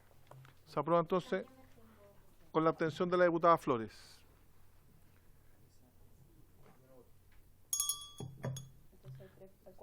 Hay 4 votos. El voto del diputado Ilavaca, de la diputada Bulnes, de la diputada Cariola, del suscrito. Es que el diputado Winter está pareado. Está pareado. Porque cuando usa corbata. Oye, muchas gracias. El artículo 35, actual 37, establece que es la indicación del Ejecutivo para reemplazar el texto original. Artículo 37, estamos en la página 34, comisiones técnicas o asesoras interministeriales. El ministro o ministra de Justicia y Derechos Humanos podrá, mediante resolución, crear una o más comisiones técnicas o asesoras interministeriales con el objeto de establecer los lineamientos de la política intersectorial en materia de acceso a la justicia, generar instancias de información, orientación, coordinación y acuerdo para los ministerios e instituciones que lo integran y evaluar el funcionamiento de las líneas de acción y programas disponibles para la población en materia de acceso a la justicia, entre otras materias. Podrá, en especial, contemplarse la implementación de una comisión interministerial en materia de atención de víctimas de delitos. Para el cumplimiento de su función, las comisiones técnicas o asesoras interministeriales podrán requerir la opinión de representantes de los funcionarios del Servicio Nacional de Acceso a la Justicia y Defensoría de las Víctimas a través de los mecanismos de participación que se establezcan en las resoluciones que las creen. El acto administrativo que disponga la creación de estas comisiones deberá establecer su integración, sus objetivos, procedimientos, periodicidad de constitución o plazos en los que deberán desarrollar su labor y las demás normas necesarias para su adecuado funcionamiento. El Ministerio de Justicia y Derechos Humanos podrá solicitar, para estos efectos, la participación de representantes del Ministerio Público y del Poder Judicial. La Secretaría Ejecutiva de estas comisiones se encontrará radicada en la Subsecretaría de Justicia y los gastos que rogue el funcionamiento de estas comisiones se financiarán con cargo al presupuesto de la Subsecretaría de Justicia. Hay una indicación del diputado Longton, que tal como hemos señalado, que cambia lo facultativo por imperativo, deberá que la retira el diputado Longton, que la declare inadmisible, se declara inadmisible la indicación número 35, diputado, la diputada Flores está de acuerdo, se declara inadmisible. Gracias, diputada Flores. Si le parece a la comisión, no habiendo indicaciones, aprobamos el artículo 35 por unanimidad. Sí. Del diputado Longton, que la declara inadmisible. Aprobado. Pasamos. Artículo 36. Celebración de convenios para la realización de prácticas profesionales. El servicio podrá celebrar convenios con el Ministerio Público, la Defensoría Penal Pública y las clínicas jurídicas de las facultades. ¿Sí? Margarita, dígame. Es que usted dijo que el artículo 35 no tenía indicación. Sí, tenía una del artículo... Es la indicación del Ejecutivo y tenía una indicación del diputado Longton que la declaré inadmisible. ¿Y la del Ejecutivo? La del Ejecutivo la votamos recién y la aprobamos. Ah, perfecto. Gracias, Margarita. Es como la voz del Olimpo. ¿Sí? Margarita, dijeron que era como Patito Freja aquí. Se les cayó el carnet a estos chiquillos y nunca vi ese matinal. El matinal de Chile. La Margarita es lo máximo. Artículo 36. Celebración de convenios para la realización de prácticas profesionales. Continúo. El servicio podrá celebrar convenios con el Ministerio Público, la Defensoría Penal Pública y las clínicas jurídicas de las facultades de Derecho de universidades acreditadas por el Estado por un periodo de al menos 4 años, de conformidad con la ley, para efectos de la realización ante estas instituciones de la práctica profesional de los postulantes al título de abogado o abogada, prevista en el numeral 5 del artículo 523 del Código Orgánico de Tribunales. Asimismo, podrán celebrarse para estos fines convenios con otros organismos estatales e instituciones públicas o privadas sin fines de lucro en aquellos casos en que las prácticas profesionales desarrolladas ante estos tengan por objeto facilitar el acceso a la justicia, proveyendo asesoría y representación jurídica gratuita a quienes no puedan procurársela por sí mismos o pertenezcan a alguno de los grupos de especial protección a que se refiere el artículo 17. El director o directora nacional deberá establecer mediante una o más resoluciones los procedimientos internos de homologación de las prácticas profesionales que se realicen ante estas instituciones para efectos de la verificación del cumplimiento de los requisitos previstos en el reglamento y la aprobación o rechazo de estas por parte de los directores o directoras. Este no tiene indicación en este artículo. Si le parece a la comisión, lo aprobamos por unanimidad. Se aprueba por unanimidad. Todos los abogados que lamentablemente tenemos que hacer gratuitamente nuestra práctica profesional. ¿Sí? Presidente, en relación al segundo inciso, dice por objeto que las prácticas profesionales tengan por objeto facilitar el acceso a la justicia proveyendo asesoría y representación jurídica gratuita.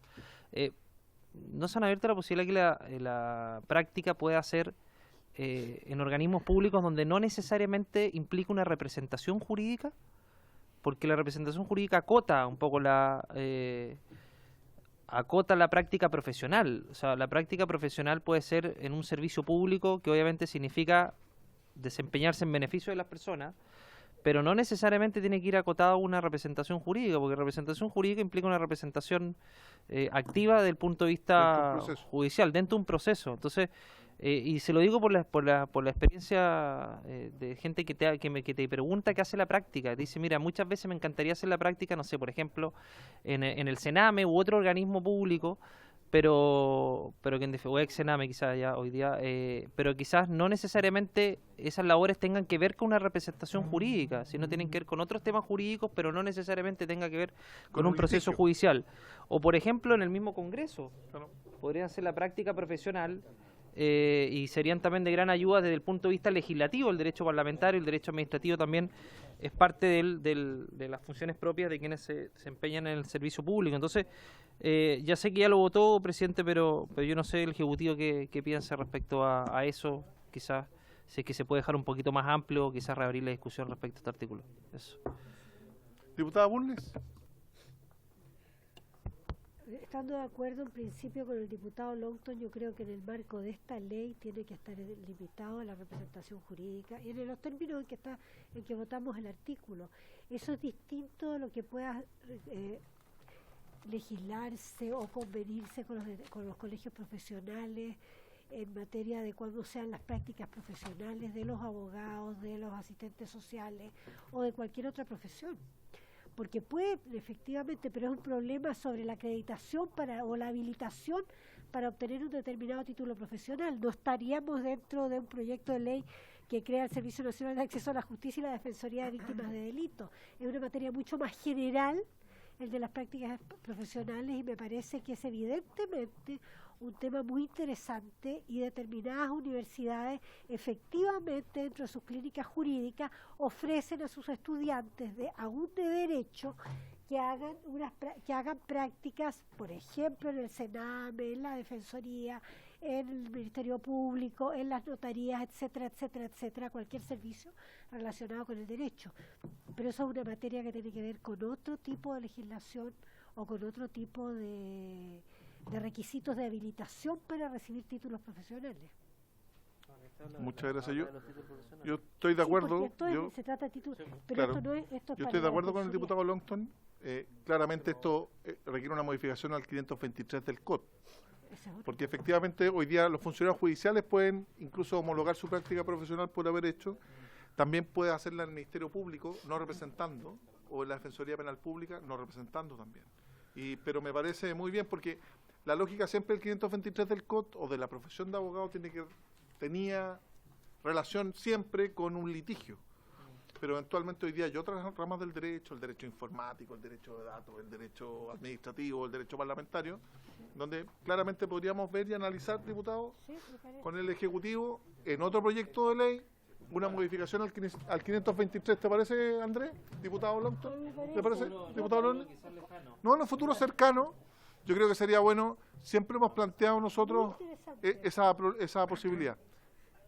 El artículo 523 del COD así lo contempla.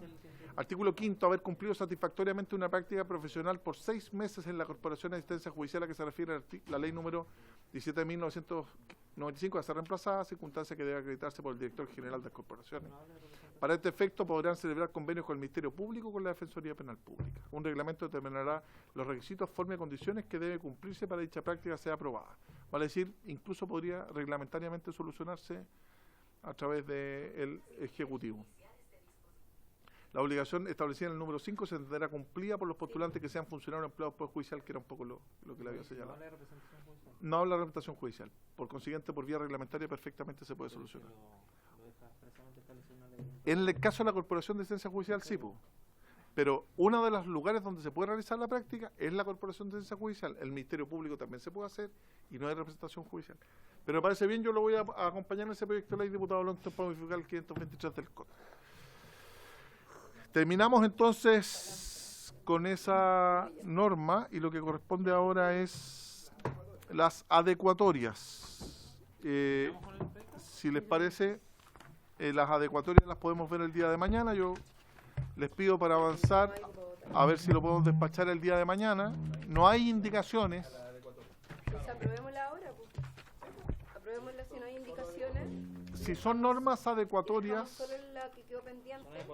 las podemos aprobar. ¿Sí? Si la comisión está de acuerdo por unanimidad. Por supuesto, presidente. Estoy de acuerdo. ¿Ah? ¿No? Ya, pero el voto en contra de... Son normas adecuatorias. No te vamos a engañar. No, pero acá, por ejemplo, la N habla de... ¿Artículo en página, hermano? De género, habla de una... Siempre tiene género. Oye, si son normas adecuatorias... Velar por el reglamento... Son adecuatorias respecto a lo que aprobamos. A lo que aprobamos recién. Por ejemplo, se le incorporaron atribuciones al ministerio, entonces hay que modificar la ley del ministerio. Me acuerdo que tuve un problema con una adecuatoria, ¿te acuerdas? No me acuerdo. Te abstento. Nunca me he acordado ni me quiero Con la volver a acordar. abstención. Es como la abstención, no tengo unanimidad, ¿sí? Con la abstención. No. ¿Ah? Tampoco hay indicación. Es que no hay indicaciones. No sé si le parece, diputado Longton. No sale, sale. ¿Estás de acuerdo con Alessandro? Sí, son adecuatorias. Es la buena fe del diputado Alessandro Longton en la cual yo confío. Artículo 37.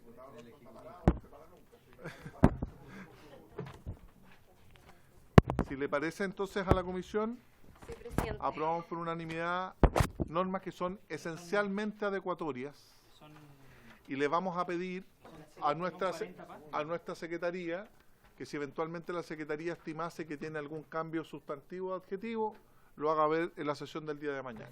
En el intertanto, aprobamos entonces estas adecuatorias. Porque las adecuatorias son de adecuación, pero mañana dejar las transitorias. Las transitorias son para mañana.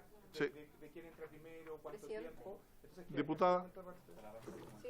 No, presidente, con un ánimo de buena fe, en caso de que además los diputados de oposición que hoy día están dando que van a dar la unanimidad, espero, para aprobar las adecuatorias, en caso de que detectaran algún elemento en algún artículo que quisieran modificar, podríamos tomar el compromiso previamente de abrir el día de mañana el artículo específico en el cual se considerara que hay una incongruencia. ¿Le parece, presidente? Es que las indicaciones son a los artículos transitorios. No, pero estamos hablando de las adecuaciones. Ahora estamos hablando solo de las adecuatorias, no las normas transitorias. No transitorias. Sí. Las transitorias las vamos a ver mañana. ¿Okay? Y de las adecuatorias, entonces, si encuentras algo de aquí a mañana que te parezca que no es adecuado, entonces podemos reabrir el artículo y ese es el compromiso que haríamos. ¿Sí? Okay. Entonces, vamos a aprobar el artículo 37, el artículo 38, el artículo 39, el artículo 40,